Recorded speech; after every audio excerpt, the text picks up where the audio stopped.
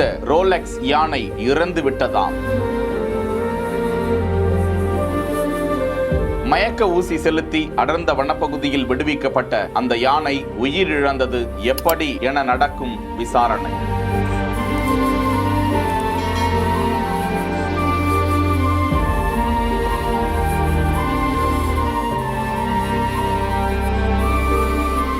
கோவை மாவட்டம் மேற்கு தொடர்ச்சி மலையடிவாரத்தில் இருக்கக்கூடிய கிராமங்களில் ரோலெக்ஸ் யானை பெருத்த சேதத்தை விளைவித்தும் மக்களை அச்சுறுத்தியும் வந்த நிலையில் அந்த யானையை மயக்க ஊசி செலுத்தி வனத்துறை அதிகாரிகள் பிடித்திருந்தனர். அதனை டாப் ஸ்லீப்பில் யானைகள் பாதுகாப்பு முகாம் அருகே ஆனைமலை புலிகள் காப்பகத்திற்குட்பட்ட பகுதியில் நன்கு நீர்நிலைகள் அதற்கு நல்ல உணவும் இருக்கக்கூடிய பகுதியில் அதனை விடுவித்ததாக அதிகாரிகள் தெரிவித்திருந்தனர். இந்த நிலையில் நீர்நிலைகள் இருக்கும் பகுதியில் அது நல்ல நிலையில் பாதுகாப்பாக அது உயிர் வாழ்ந்து வருவதாகவே தகவல்களை தெரிவித்திருந்த நிலையில் அந்த யானை வழுக்கி விழுந்ததை அதிகாரிகள் பார்த்ததாகவும் அதன் பிறகு அந்த யானை எழுந்திருக்கவே இல்லை, அருகாமையில் சென்று பார்த்தபோது அது இறந்திருப்பது உறுதி செய்யப்பட்டிருப்பதாகவும் இந்த நிலையில் அந்த பகுதிக்கு விரைந்து சென்ற வனவிலங்கு ஆர்வலர்கள் மற்றும் அதிகாரிகள் அந்த யானையை பிரேத பரிசோதனைக்கு உத்தரவிட வேண்டும் என்றும் பிரேத பரிசோதனைக்கு பிறகு அந்த யானை உயிரிழப்பு எப்படி நேர்ந்தது என்றும் தெரியவரும் என்றும் தெரிவித்திருக்கிறார்கள். இந்த நிலையில்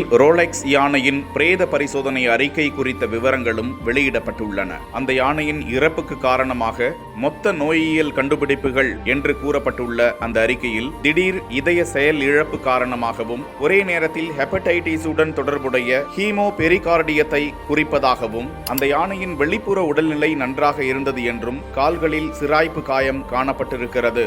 யானையின் உள்புறம் பெருமூளையின் புறணியில் மிதமான நெரிசல் இருப்பதாகவும் இதயம் பெரிகார்டியம் தடித்தல் உள்ளிட்ட இன்னும் பல காரணங்களும் சொல்லப்பட்டிருக்கின்றன. செய்திகளை உடனுக்குடன் தெரிந்து கொள்ள பிஹைண்ட் வுட்ஸ் நியூஸ் வாட்ஸ்அப் சேனலுடன் இணைந்திருங்கள்.